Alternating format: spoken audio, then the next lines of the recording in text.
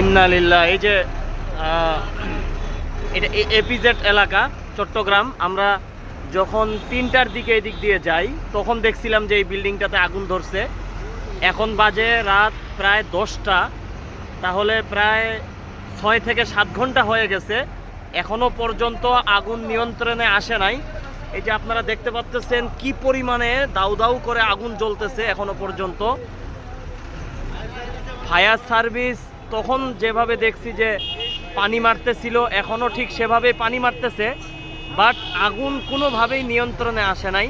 আমরা যখন যাচ্ছিলাম দুপুরের দিকে অর্থাৎ 3টার দিকে, তখন প্রথম তালা অর্থাৎ এই বিল্ডিং যদি 7 তালা অথবা 8 তালা হয় তাহলে 8 তালার প্রথমে আগুন ছিল।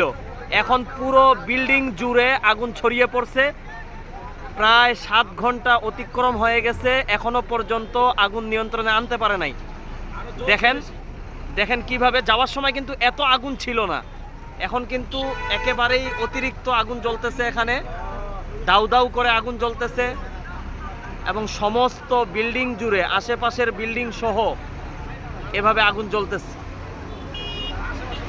সবাই আমরা দোয়া করব আল্লাহ তাআলা যেন আমাদের এই ধরনের বিপদ আপদ থেকে হেফাজত করেন।